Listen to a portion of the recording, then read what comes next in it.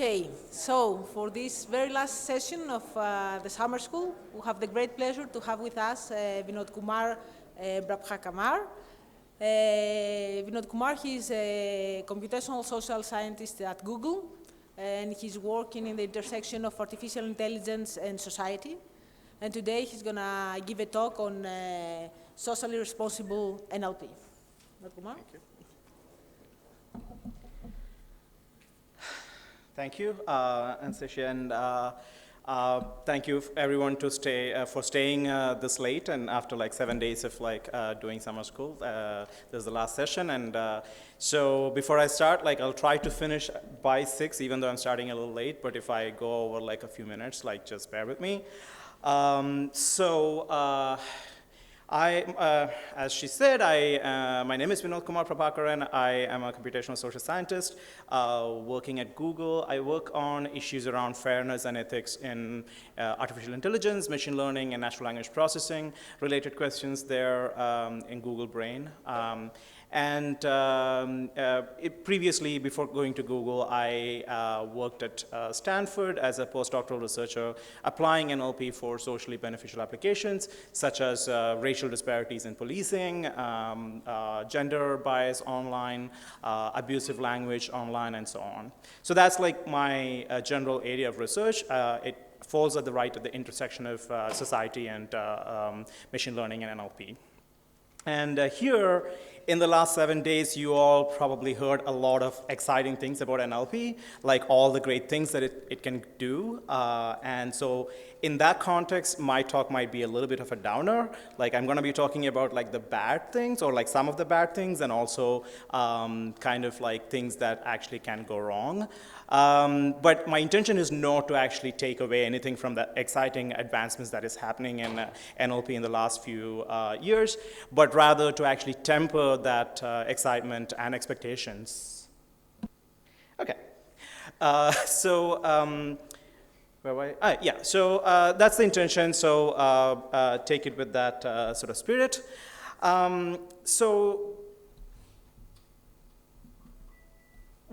I'll start with giving an overview or setting expectations of this talk. I will try to motivate the work or research on fairness in machine learning and NLP in general, and I'll talk about why and how machine learning models or NLP models may be unfair. I'll also talk about the fairness issues or fairness research within machine learning based NLP models or algorithms that's out there, and I'll wrap it up with some sort of recommendations on what can or we should do. What is not in this talk is I won't try to give definitive answers to fairness or ethical questions concerning this area.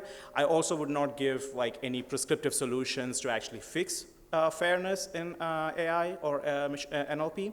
I'll also not be focusing on research that was done by myself or my team or in Google in particular, Google specifically. But there will be some work that I'll be talking about that I have been involved in, but that's not the focus of this talk. But what you also hear in this talk is research that is done in various labs in academia and in industry, including Google, and also by other disciplines. So there's a lot of work that I'll be talking about. It draws a lot from social science disciplines like psychology, philosophy, and other fields in social sciences.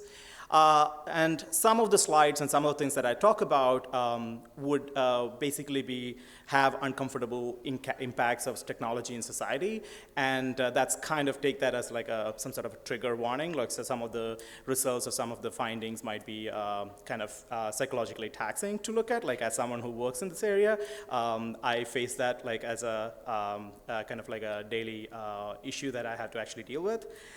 Okay, having said that out, so I'll start with sort of motivating why we have to worry about or we have to think about this fairness research. So machine learning algorithms are everywhere, and that is driving a lot of research in NLP, and that's probably one of the reasons why you all are here attending 1 week on NLP summer school, right?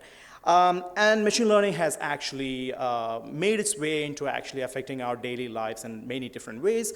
It affects how or whether you get a credit card loan, or it affects whether how you interact with computer systems. There are self-driving cars running around the streets, and it would get even more going forward. And machine learning is triggering or sort of driving many of these innovations in the last 5-6 years, or maybe a decade. And in recently there was a Guardian article maybe a year or two ago that kind of puts that very succinctly, that and especially the machine learning advancements using deep learning algorithms. It's true that they can follow instructions, they here being machine learning algorithms, can follow instructions at superhuman speed with superhuman fidelity and over unimaginable quantities of data, but these instructions don't come from nowhere. Although neural networks might be said to write their own programs, they do so towards goals set by humans using data collected by for human purposes. If the data is skewed, even by accident, the computers will amplify injustice. And that amplification of injustice, or reinforcing the existing social injustices, is one of the core sort of motivations for me and my team and other researchers working in this area. That machine learning algorithms have a tendency, or have a power to actually propagate and amplify social injustices that are already out there. And that's going to be peppered. This idea is going to be sort of peppered all through the talk that in the next hour. So I'll start with a few case studies of things that have actually sort of shown or to be of critical, or have problematic sort of issues applying machine learning in general, not just NLP. These case studies are not necessarily all in NLP, but just to motivate what can go wrong. I'll start with something very innocuous, this is taken from a photo captioning model that was trained using open images data set. And if you show it these images, it would actually create these captions. And you probably have had some sort of sessions in the last 1 week on sort of generating language and stuff like that. You can imagine a large amount of data was put into a training model, into a neural network, and it kind of can create based on the vision and the image data and the context. It actually can generate the caption. And this is a very active research area, and in these photos it creates these captions like ceremony, wedding, bride, gown, and so on. But if you show a wedding between people from another culture, it just says person, people. So this is not necessarily such a huge problem, but it is actually a bias or an unfairness that exists in machine learning models. Another example is about, there was a work, this came from academia in, I think 2 years ago from Stanford. There was a study that claimed that deep neural networks are more accurate than humans at detecting sexual orientation from facial images. And their claim was that based on facial structure and so on, they could actually, the deep learning algorithms could actually find facial structures or patterns in faces that correlate with the sexual orientation of the person, determining whether that person is gay or straight or lesbian. This is a sample image of sort of the composite image of different sexual orientations here and all that.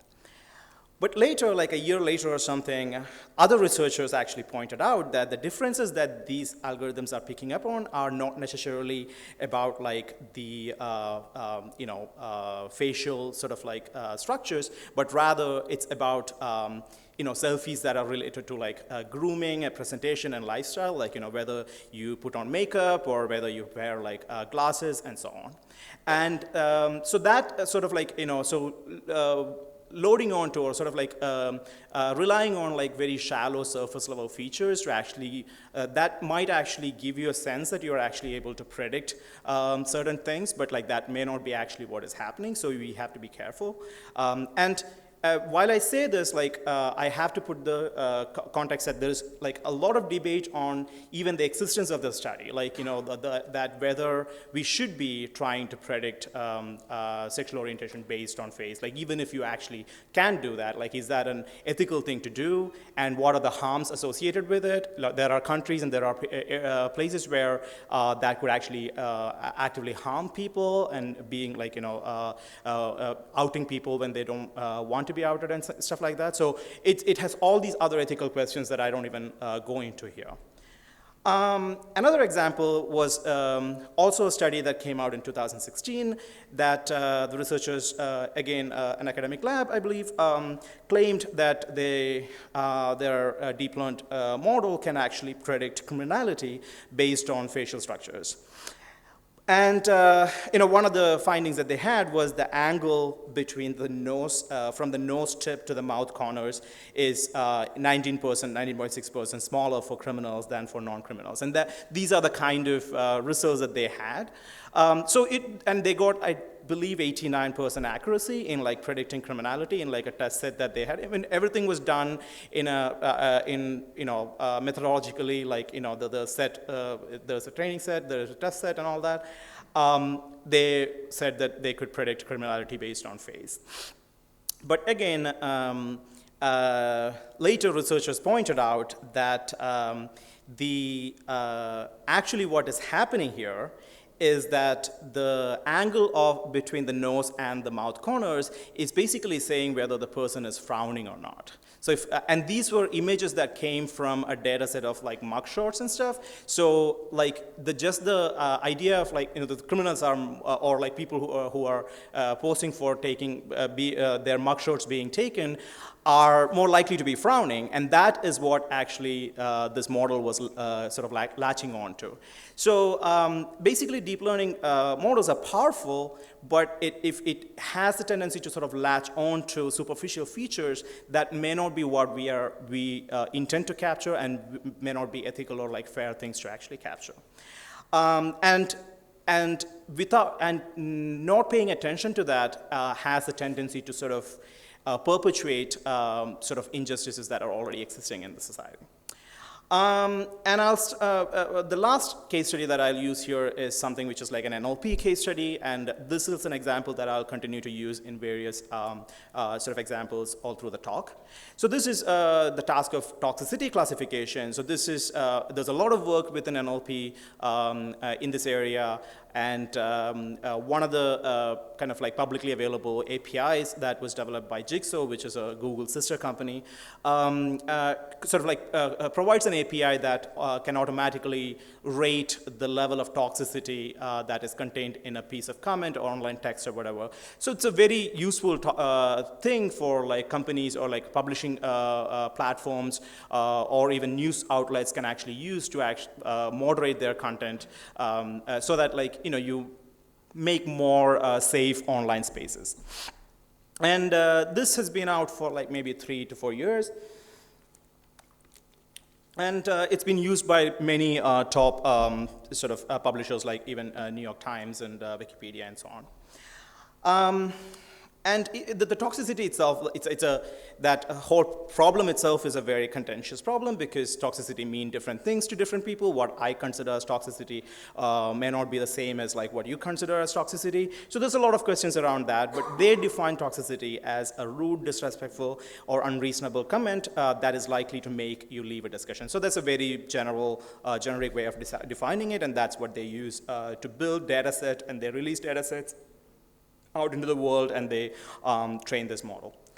And then people have started finding issues with this toxicity model. This is work done by their own team, so this is not like, they're basically aware of the fact that the Jigsaw team is aware of the fact that there are all these unintended biases that might be creeping into their own models. And so this was a paper published in 2018 where they found that mentions of LGBTQ identity terms in comments results in a higher toxicity score than if they were not there. So that is possibly because in online communities, communities, like people use the terms like gay in very negative or sort of like toxic ways, like, oh, you look very gay, or like that's so gay or whatever. So that kind of usages have like sort of perpetuated sort of that meaning, that semantic meaning to that word, and that is getting perpetuated into these sort of like even innocuous like non-toxic sentences being labeled as false positives for toxic.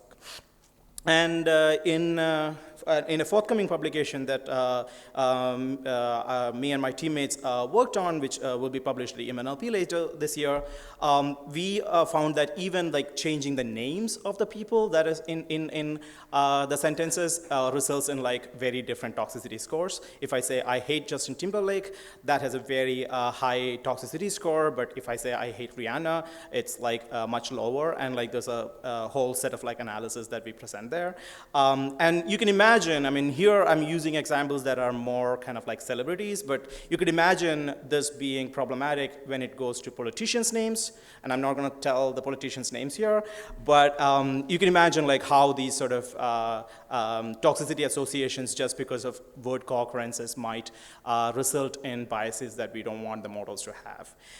Similarly, another publication that is coming later this year at the Assets Workshop is where we looked at the mentions of disabilities in comments and how does that change the toxicity. So if I say I'm a person, it's not rated as toxic at all. If I say I'm a tall person, sure, around there. But if I say I'm a deaf person or I'm a blind person, it goes up. And if I say I'm a person with mental illness, it gets rated as toxic. So these are sort of like, just to show that NLP models sort of like incorporate many of the social biases that are kind of expressed in language that's out there.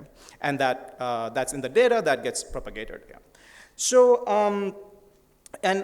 and these biases you can think of as just like, oh, it's there like in the data, and like why do we care? Like how do we think about like this issues, or like what is the issue associated with these biases? So one really useful sort of like framework to think about these issues is in terms of allocative harm and associative harm. And this was proposed by Kate Crawford in her keynote at NIPS 2017. So basically when a model, a machine learning model or computational model allocates or withholds a certain opportunity or resource from a group of people. For instance, if you're like, job applications, or like, using machine learning tools for like predicting whether somebody should be jailed or not, or somebody should be stopped for a traffic violation or not, things like that. So there you're actually allocating, like there's like, if there are biases that affect like certain subgroups of people, then you are essentially kind of perpetuating allocative harm. And the associative harm is a much sort of like more subtle harm, but maybe even more important, because such biases can propagate like people, like human bias, propagate sort of like stereotypes that kind of affects humans to actually continue to reinforce those biases. If you keep on sort of showing that like certain subgroups are associated with, say, crime, and then the machine learning model just like keeps on amplifying that, like the humans themselves, like, our society ourselves, like would sort of create that or like incorporate that in our own psyche, and that's a much harder problem. In any case, so you can think of this as like two different sort of like ways to look at like the harm that is caused by machine learned models from a fairness angle. So why do these things happen? So I kind of alluded to these things already, and I'll just like be a little bit more concrete here. So you have attended the NLP summer school, so you kind of have a sense of what the usual sort of pipeline for a machine learning sort of model building process. You actually collect and annotate training data, This you may not be actively doing it, but like somebody has done that task of collecting and annotating the data, and there will be some people who would be like training the model, and very likely it will be like you. Then that model model can be used in industry or in other ways to filter, rank, aggregate, or generate content that actually is then put out into the society, and then people being able to see it. Like, so you can imagine ML systems like affecting, like, say, a search results from a search company like Google or Bing, and how that actually affects like the people's perception of the world. So this is the entire pipeline, or this is like a view of the entire pipeline. And biases can actually creep into every single kind of stage here. And I'll talk a little bit about like the biases in the first stage itself, because that's where like a lot of significant bias sort of like creeps in. You can think of it in two ways, like human biases in the data. There is like reporting biases, selection biases, overgeneralization of results that we obtain, and outgroup homogeneity biases. So there's all sorts of different biases that people actually have identified in training data or like data collection processes. No, in the data that is collected, and also the data collection processes themselves can be biased in terms of confidence bias, confirmation bias, experimenter's bias. I can't go into the details of each of these sort of like terminology and like what this means, but there's all sorts of ways that social biases or human biases creeps into our data. And I'll give examples as I go along. And those biases get incorporated into the data, and that travels through this process.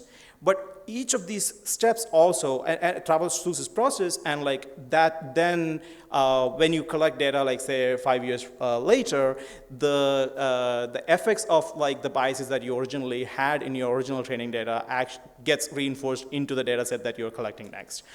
So there's like a feedback loop that kind of like gets reinforces these biases. There's also like biases that affect the way we collect and classify data that affects like the collection of the data step, but also the training model, like the decisions that we take and like how to train and like what objective function to train against and things like that. And then based on how people say, as I was saying earlier, like the outputs of these models results in sort of changing people's minds about like social realities, and like that could also affect the decisions that we take in how we collect data and how we train our models.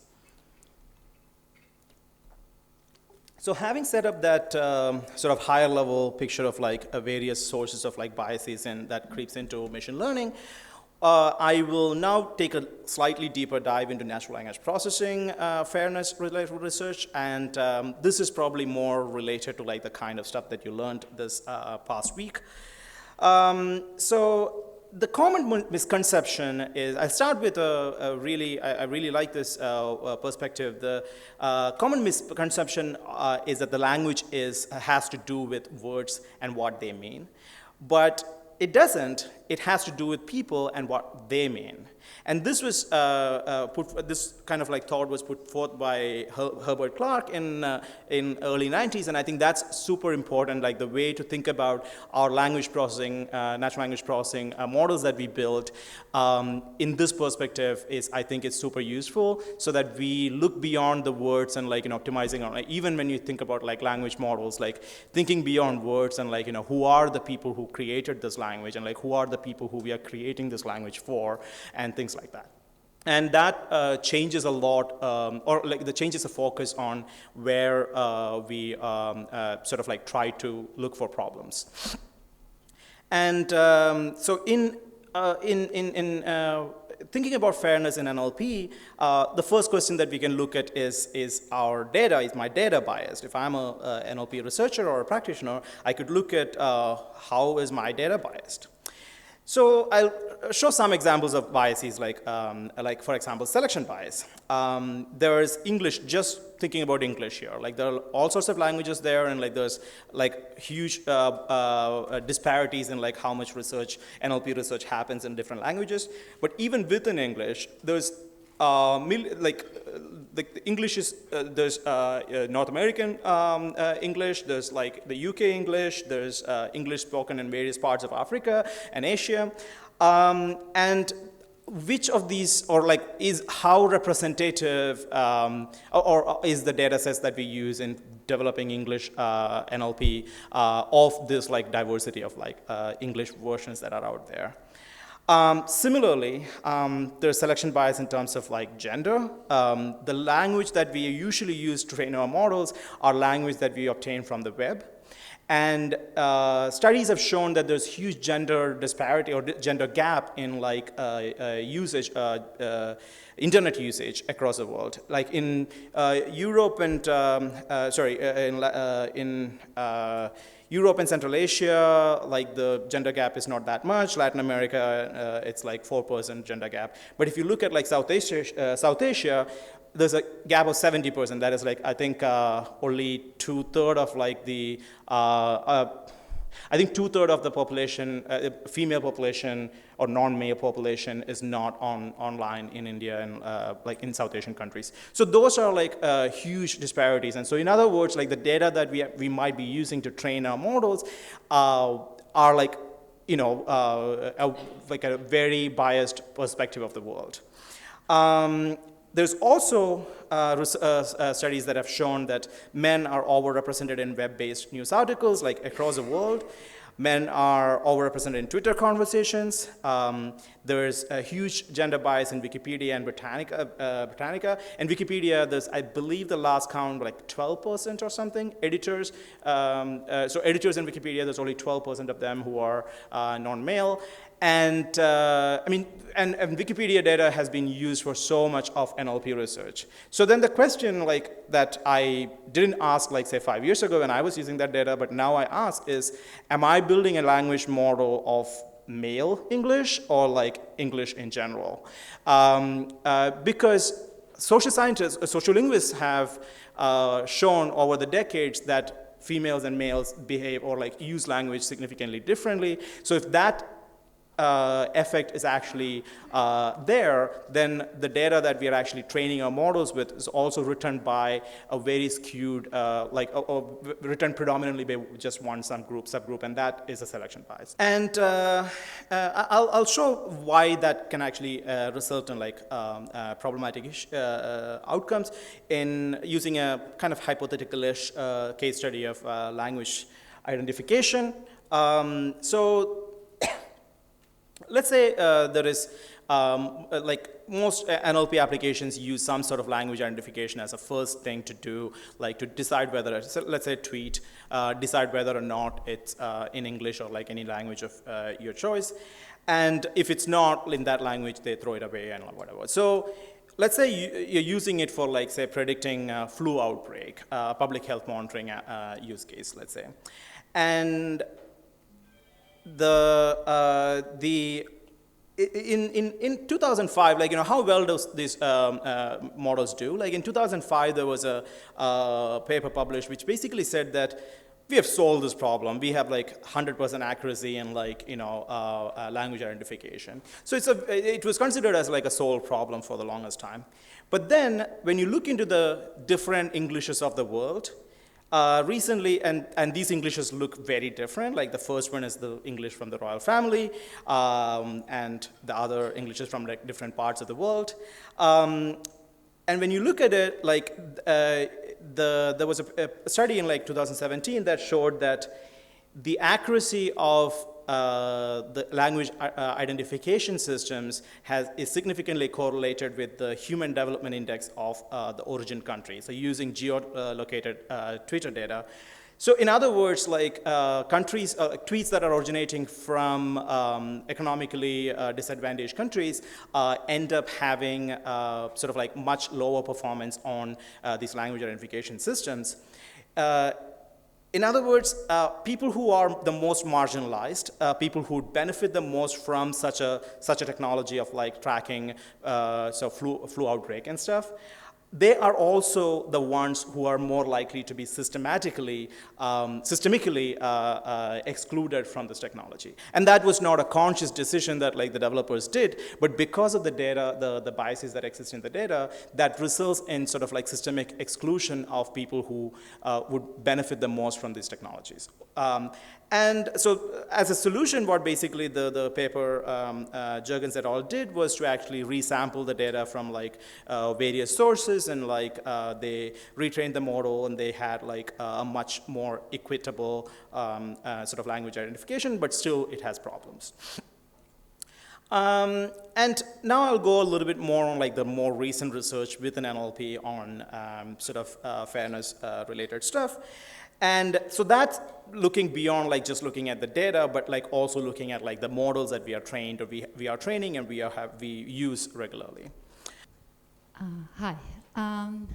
So maybe it's a bit of a contentious question, but don't you think that there are also some advantages to the fact that some of the systems are actually not trained for the people that are most marginalized, especially given that so much of what goes online is about advertising, pulling opinion, making people buy things, making people like, confused and so on. So of course I'm not saying, like you do want NLP, to focus on those, but, at the same time, sometimes I wonder how good is it that the companies whose products, depend on people, like being shown adverts and so on, they could actually tap into those markets and the vulnerability of those markets to actually fight these kind of things? It's a great question. Yeah, absolutely. I think the examples that I was showing, that's why I kind of put the caveat that this is a hypothetical example, because that was not necessarily somebody was like rolling out that particular model into the world for like public health monitoring. But yeah, I think it's true. There's a lot of research that is like driven by other motives. Like, and I'm not saying that that's like a negative, entirely negative, because that has triggered so much kind of investment in this technology.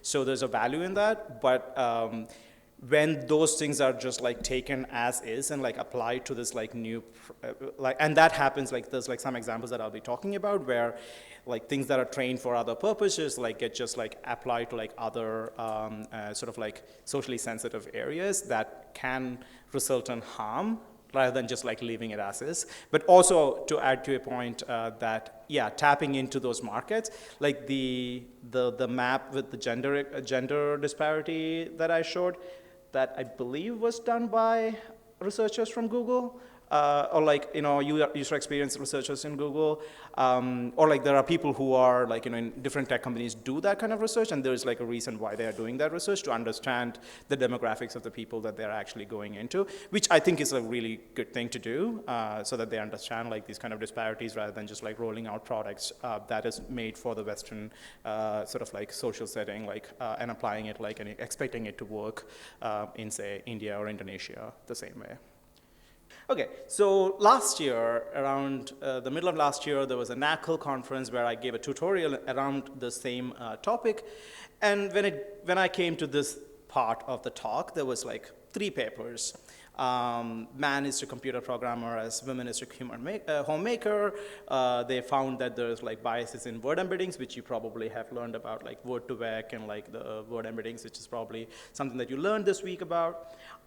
There was also like a couple of papers on semantics derived automatically from language corpora, contain human-like biases, also like over the decades and like gender and ethnic stereotypes and stuff. And this was like, yeah, from NACL 2018.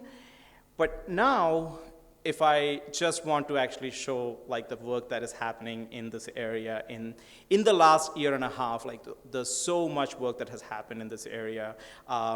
Dozens of papers are being published, and I only listed like things that I actually read or like at least skimmed through, but there's many more. Even at ACL, there was like 2 sessions entirely on this area, and EMNLP as well has like many papers.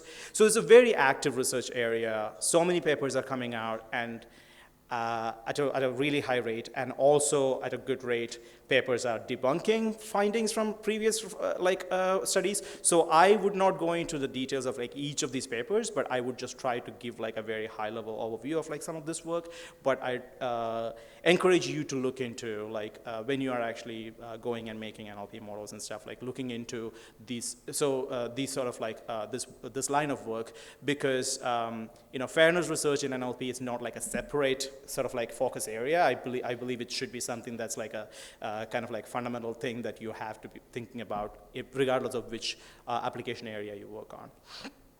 Anyway. So I'll start with where you can look for biases.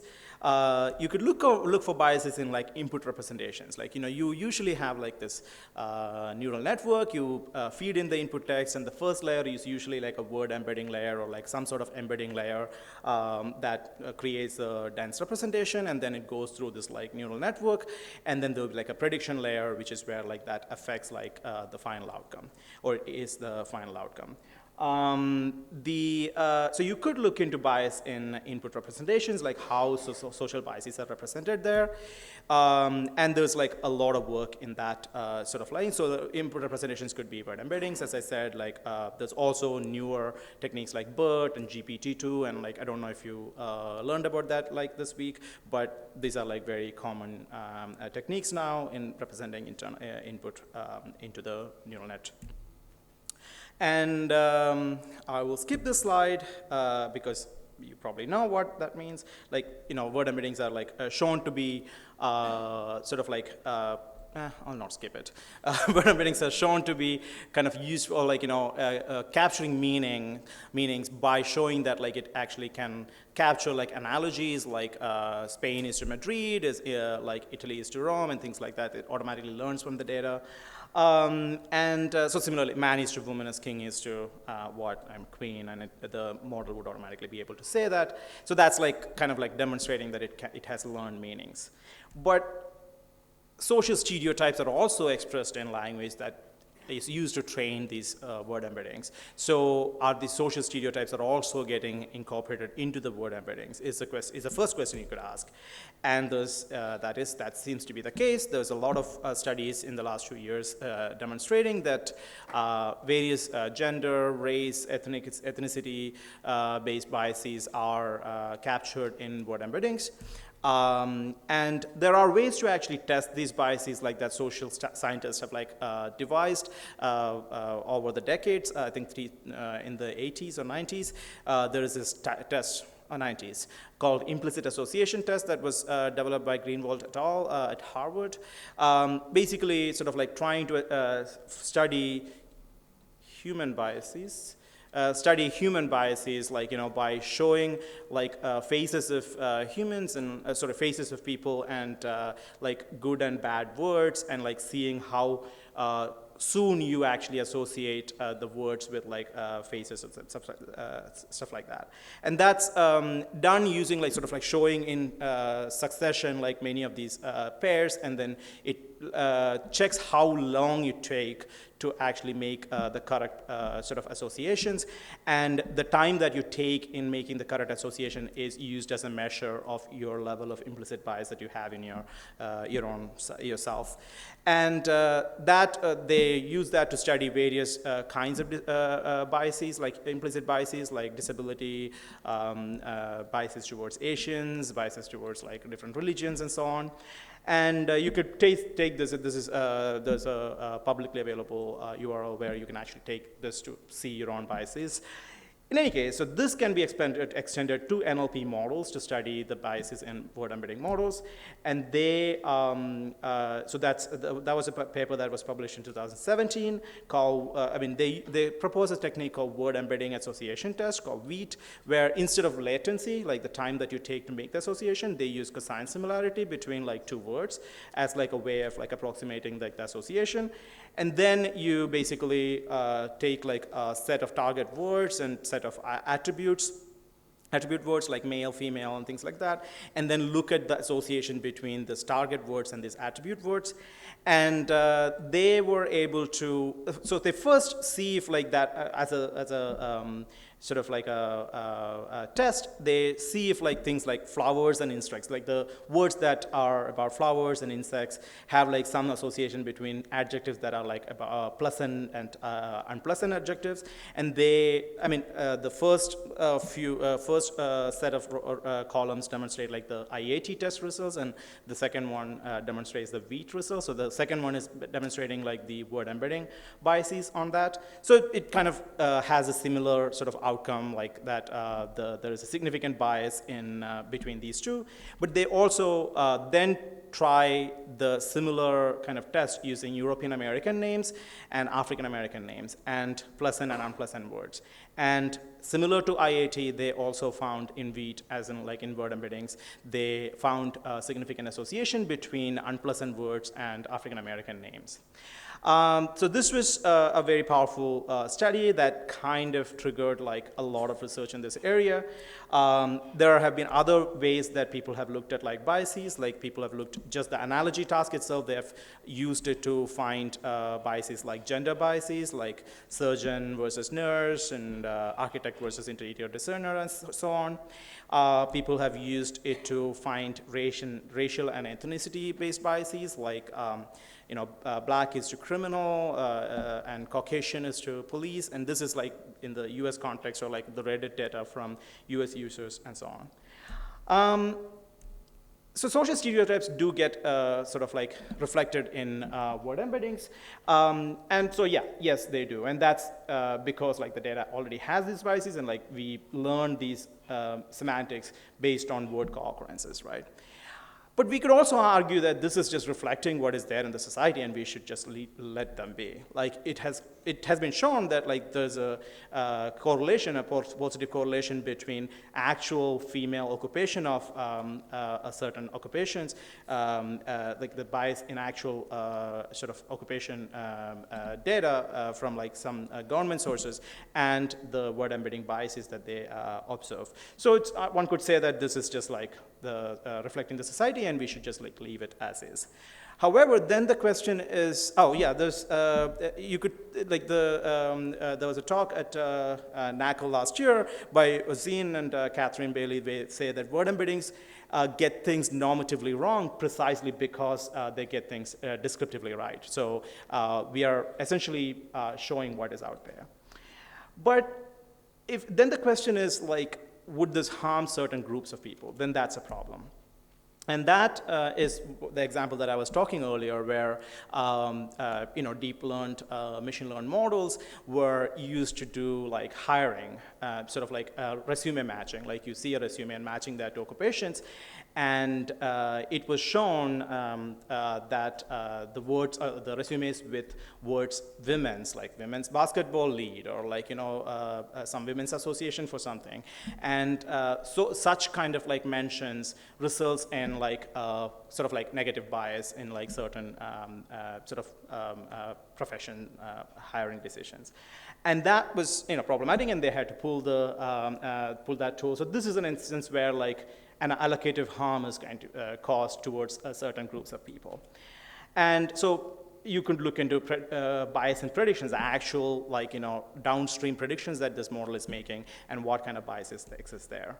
And there's a lot of work in that area as well. Again, in the last year and a half, people have shown that there's bias in part-of-speech tagging. These are like very fundamental NLP tasks, like dependency parsing, core reference resolution, sentiment analysis, toxicity classification, occupation classification, machine translation. So there's biases that get propagated in like many of these things, and it's not clear exactly in what harm it causes. Like when a dependency parsing has like a gender bias, what harm it causes, and that requires like more understanding of the socio-technical sort of ecosystem where that model is deployed.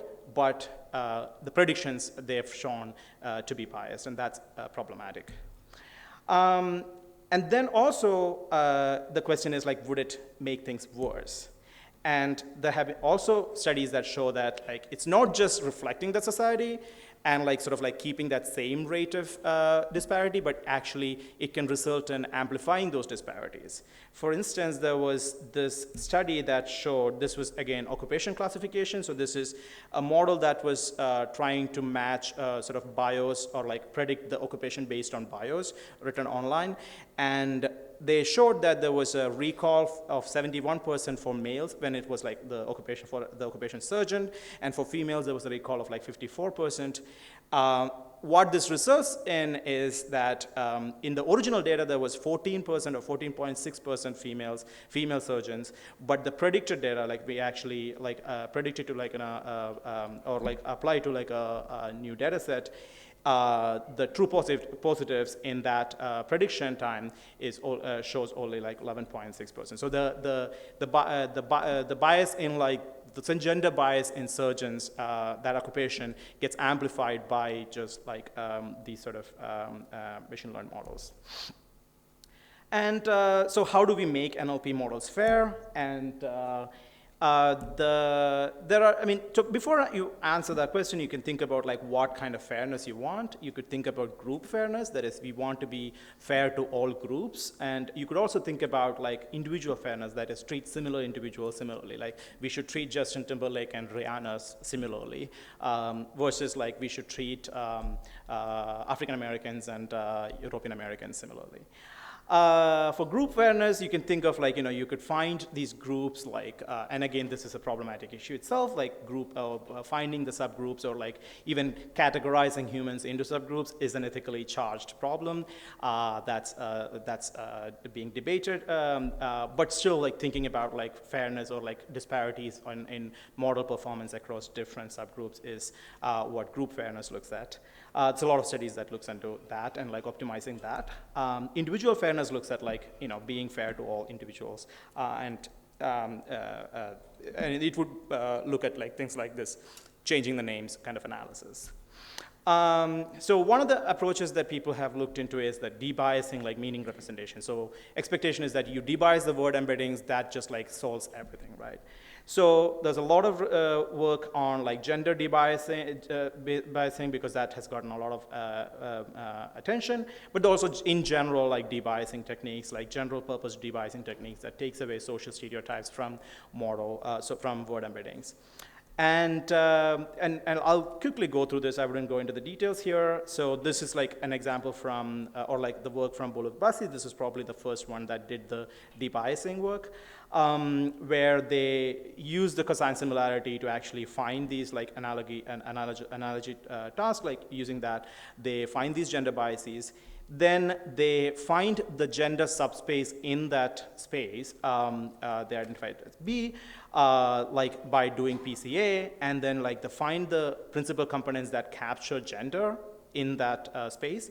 Then they find like there are like words that are actually gendered, like she, he, king, queen. These are like gendered words, but like programmer, doctor, homemaker, these are words that should not have that gender bias. And they find like they train a model that can actually make this distinction, and then they incorporate that into like the objective function when you're training the word embedding model itself, so that it minimizes the gender component but also don't modify the original embeddings that much. So they do this like gender debiasing, and they show that like it improves the situation, or like reduces the bias in like word embeddings analogy task, but also like not reduce like the downstream performance of the models like that they applied to. There's also debiasing done through adversarial multitask learning, where like you're not doing anything in the input representation, but rather in the training time, you add a separate sort of like adversarial sort of like feedback loop, where you want to propagate a negative gradient for like the gender component. And that has also been shown and useful for like many different sort of tasks in reducing the bias. But is that all? Like, does that mean that like we solve that problem? But it turns out no. Like a few months ago, Gonan et al. Did this work where they showed that this gender debiasing, what many people do, is just putting lipstick on a pig. That is like they just basically cover up like the bias at the very surface level, but those biases do come back if you actually just do some clustering, like of the debiased word embedding space that still kind of groups words that are similar in similar spaces, so the actual impact still kind of holds. Did you have questions? I had a question, a quick one. Earlier you said that if you can computationally remove, right? Yeah. But that's not solved, right? There's still like. Yeah. So do you have any comments on how we measure remove the undesirable bias removal? So I think most of this work works have their own sort of like their way of measuring that bias. Like, for example, the Bullock-Bussey measures in terms of the analogy task and like the performance on that.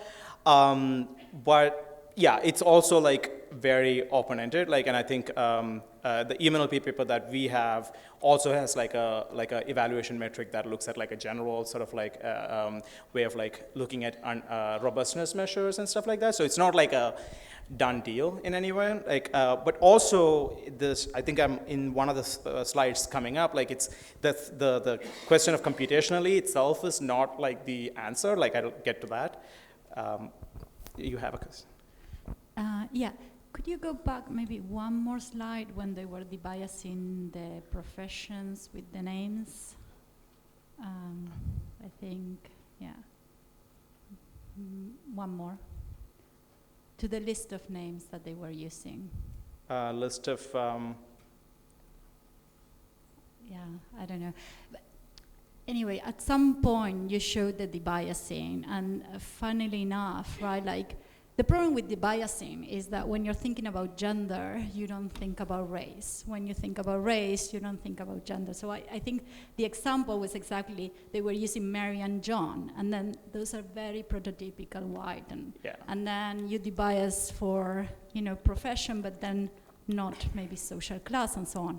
So my question is, well, one, do you even think that we can, you know, debias things by doing it consciously, right? Because, you know, Kahneman said famously, I've been doing this work for 30 years, and I'm no better at being unbiased. So, you know, like, whenever you focus on one thing, I mean, we are humans, we're inherently biased, so we can't do this work. And then the second question would be, kind of piggybacking on that, is, if you think that that's possible, then what happens to performance? Suppose I do several layers of debias, and I said, okay, now I deal with gender, now I deal with race, religion, social class, and so on. What would happen, for example, to those word embeddings and to the performance? And would there be, you know, a deterrent to use them because maybe now they don't even work, right? Like, no, it's one of the biggest challenges that we deal with, like, as in that research area. I think it's a really great point that you're making in the first point, like, even the idea of like group bias, and I quickly mentioned that when I was talking about group fairness, is that even like those groups are formed, like there's like a lot of biases that makes us make those groups, like male versus female, or like, you know, even there, like you're thinking about a gender binary, that itself can be problematic. Then you're not looking into race, the intersectionality of race and gender, because many times the models have stronger biases towards like African American females than, like, you know, many of these models have been shown that the bias is like compound in that kind of manner. So the groups that you actually go after itself is like problematic, like, you know, who, what, and also which axis to go after. Like the gender and race is like very much like a Western, like in the US, that's like very much in the public discourse. So most of the studies are like formed on that, whereas like as someone who grew up in India, I know that like caste discrimination is like a big deal there, and like that's not like a research that like people have actually talked about like a lot. So it's yeah, I think I agree with everything that you said, and it's an area that like I think all the researchers are actually in that area are kind of, not all, but like, yeah, people are like starting to think about. And the next slide that I had was essentially saying that like we should not go for computational kind of like solutions to that, like not just go for, yeah, so what should we do? And I had a red thing about it, like that computationally debiasing these things are not necessarily the right answer. It may be needed for certain certain situations of like scaling up solutions. It may be required, like, but that should not be the first step in like solving, and that solving that like may not just like take away all the problems. And so this was like the slide where I was going to say both answers, that like the underlying sort of urge for computer scientists to think that answer is in using computational solutions is sometimes like flawed. And computational solutions are needed for scalability purposes, but like it's not like going to be the end solution. Any other questions? I'm kind of finished almost. Yes.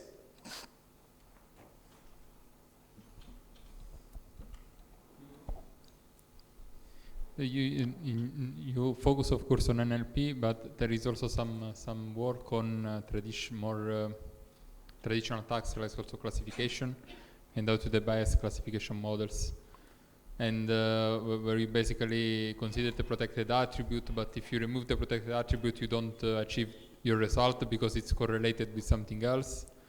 So, for example, in sub-Saharan Africa, if you remove woman and if you remove gender, it's still able to discern gender because a gender is have less work experience and on the mean has less education than the other. But I mean that's I mean that doesn't it some do you think that these techniques somehow are not because in machine learning we try to achieve the highest accuracy on the test set, right? So it doesn't somehow conflict this notion with what I mean. We don't want to achieve perfect. We just want to achieve the highest accuracy on the test set. So isn't that in conflict with that notion? Because all these works, they make like some models, but they sacrifice accuracy for fairness, basically. And isn't that somehow in contrast with the notion of classification in itself? I think, I mean, it's a longer discussion, so it's not something that I can completely answer here. But I think the point is not necessarily that like we should not care about accuracy, but I think many of the works that I presented here, they make it a point like the accuracy is important, and they kind of like put a component to make sure that the accuracy doesn't go down as much or like minimize the reduction in accuracy and stuff. But I think the underlying sort of framework within which we develop our models, where accuracy or F measure or one of those like some of those like metrics being the sole metric that we optimize against, can be challenged to incorporate more of these kind of concerns to be brought into the development of like our models, and like and the developers have to sort of like figure out like in the product like in the kind of domain or like where you're deploying this model, like what is most important. Is accuracy more important, or like being fair across different demographic groups, and which demographic groups are of importance there? And so that's like a lot more kind of like a situated decision that people have to make. But like the assumption that like this model, like be it like BERT or be it like some other like API that's out there, like performs at a certain like accuracy and like that gets carried over is problematic. I think we can take it offline. Is that, I don't know if I actually answered your question completely.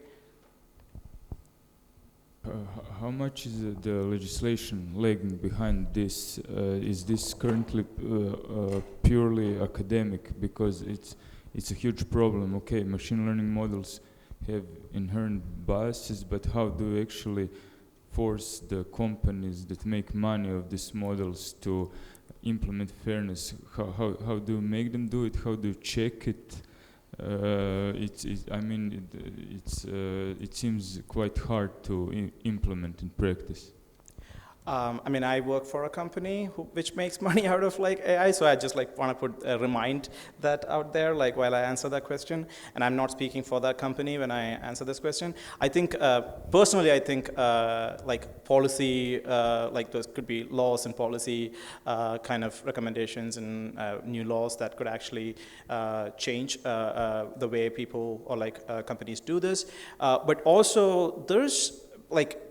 From my vantage point, I see a lot more interest, like not just in the company that I work for, but also in like other big companies have been putting effort, hiring people, putting effort in like, you know, this looking into these problems more substantially in the last like couple of years, if not more. But the challenge still stands that like smaller companies and like smaller, like say startups and stuff may not have the resources and like sort of time to look at these problems in like that kind of like depth.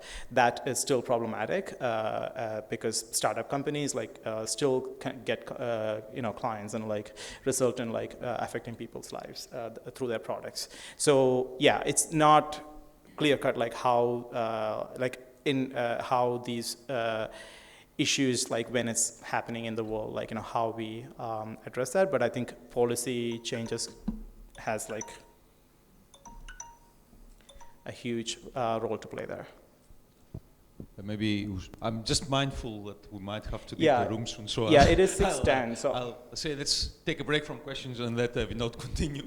I have just like 2 or 3 slides to just like wrap up, and then we can get back on to questions. Here, that like always be, I mean, in terms of recommendations, always be mindful of various sorts of biases, and also do it in a more situated manner, like where this model is going to be applied, and like what kind of like socio-technical ecosystem that it will be applied to, and who are the marginalized or like sort of like people who are potentially like going to be harmed, and then try to rectify the biases there.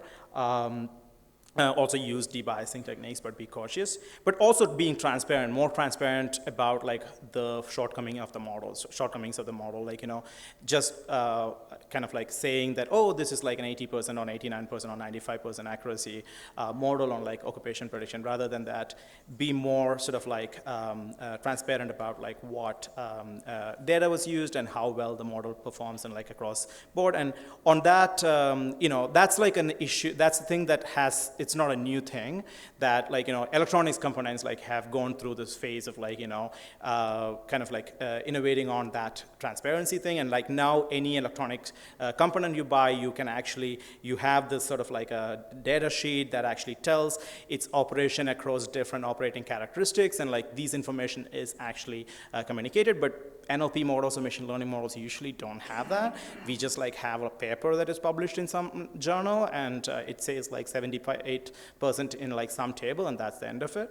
But we could come up with like frameworks to communicate like machine learning models similarly. So this was presented in like this year, my teammates Timney Jebru, on like having a framework of like data sheets for like machine learning data sets. Similarly, model cards for sort of like toxicity model, like that gives like performance across different operating characteristics, like or subgroup. With that, I'll close. On closing note, fairness and justice, again, the point that I was talking earlier, fairness and justice are properties of social and legal systems. To treat fairness and justice as terms that have meaningful applications to technology, separate from the social context in which they are applied, is an abstraction error. And that is an error that many of the research that I presented here probably is making that error as well. So when I presented that result, I should have actually led with saying that like I don't necessarily stand behind all that research, but that's like the lay of the land in NLP research right now. So you, as an NLP, as someone who's interested in NLP, you want to maybe start looking into it. But like that's still like many of those researchers are done by abstracting away the actual problem and like making a sort of mathematical sort of problem, and then solving that mathematical problem. That doesn't necessarily solve the actual problem in the social context where the models are applied. With that, I'll close, and then I can take any more questions. And this is the team that I work with at Google, and I also, many of the slides I had help with some internal colleagues as well as external partners that I did this tutorial with at the WWW conference as well as at NACL last year.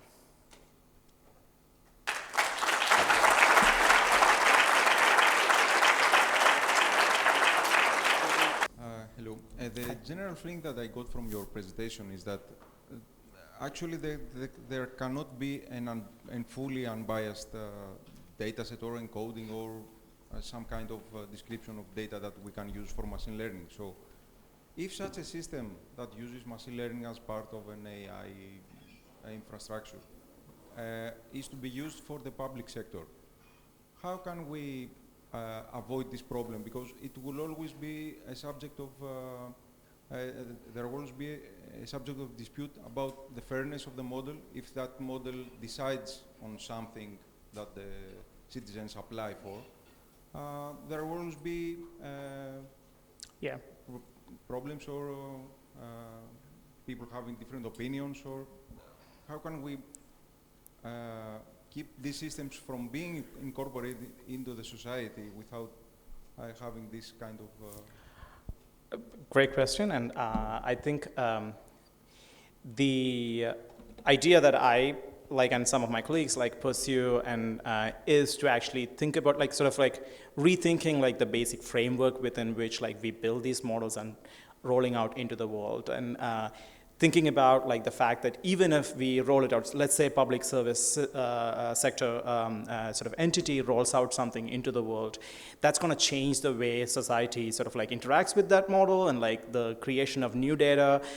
So there's going to be feedback loops, and so it has to be an iterative process. It's not, I think the idea that we can create a model and release it to the world and like that would work like that forever is flawed in my opinion. And so you have to be always sort of like in an iterative sort of like mindset where you may come across new fairness issues, like you have to look for like I mean, you understand society. I mean, I think one thing that as computer scientists, like that I when I give talks to like predominantly computer science audiences that engage more with social scientists and like practitioners when building models, so that we understand the social context much better than like actually thinking about the data set and like thinking about the world in terms of that data set.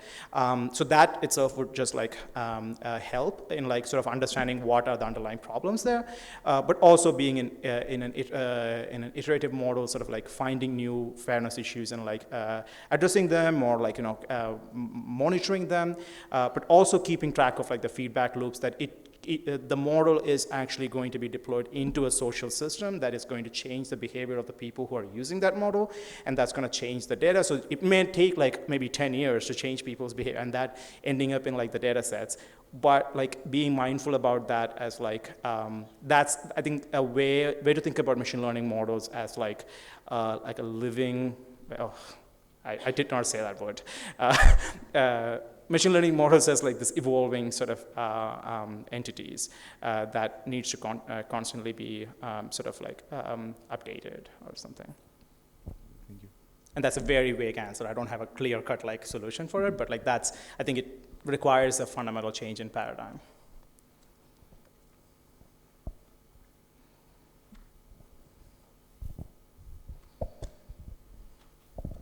Complementary to what you said, can we say that the proliferation of fake accounts, fake views, and fake opinions contribute to the bias problem, to the bias issue, and that the trustworthiness in the internet and privacy and the bias interplay in an unpredictable way? Absolutely. I mean, I think most of the findings or like this kind of like social biases that we showed are not necessarily, I mean, I don't think it's the result of fake sort of like content that is being out there, because those are kind of things that we have already seen. Social linguists have already shown like these kind of gender biases and racial biases that exist in society and like the language that's out there. And it's not like surprising that it gets reflected in the models that we build. But the fake accounts and like the misinformation and all that sort of like bigger sort of like scheme of things does interplay very intimately with these like fairness and bias questions, and also the and the ways we address like, or like the interventions to go after these problems also kind of like comes across questions around like privacy and ethics in general, like even to sort of like judge whether like a particular user's gender, like if you want to just ensure fairness there, like that's like a ethically charged question to even go after, and like let alone like whether to decide whether something is fake or not is like also problematic in many ways.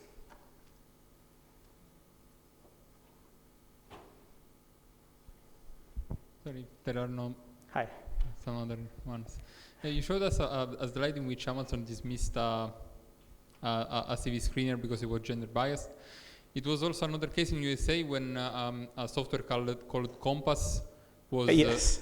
Was race biased against was race biased. Yeah.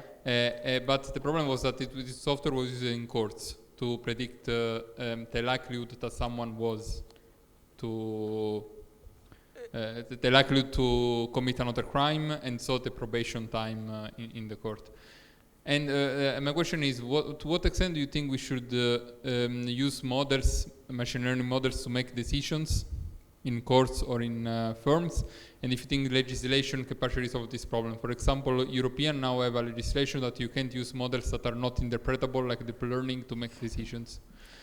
So what kind, from the CEO point of view, what kind of models you should use, and if legislation can partially solve this problem? No, yeah, I think it's a great question. Or I don't think it was a question, it was a remark maybe. But yeah, I think I had slides about like the Compass dataset, but I kind of decided to like skip it because of time. But yeah, I think that was also a scenario where, I mean, so the question of like whether uninterpretable machine learned models can be applied or should be used or can be used for sort of like cases like that, like court decisions where like it decides like, or it may not be deciding outright like alone, but like a judge, it is affecting a judge's decision on whether somebody should be sent back to jail or not. That is like, I mean, I personally have reservations against that, like using uninterpretable AI techniques to do that. And the gain that we get from using that, like in terms of like the accuracy or like, the whatever help that it gets us is probably not as not worth the kind of harm, potential harm that it has in furthering injustices. So yeah, there are problem areas where I personally would have issues with like applying AI techniques to and NLP techniques to, and yeah, that's a question that it requires a lot more kind of like in-depth review on like by people. Not just the designers of the models, but also actually the communities that are affected. So as of now, I don't know how things are in Europe, but in the US, I don't think there are like frameworks where sort of like communities have a say on like, or like, it's usually just the Silicon Valley, like, built startups and like, once you have like, users and like that changes the way things are. But like I think we have been talking about or thinking about like how would such a framework look that that could involve like community participation and sort of like having a say in what models are used and like how that's affecting their lives. Okay, it's time to thank our speaker again.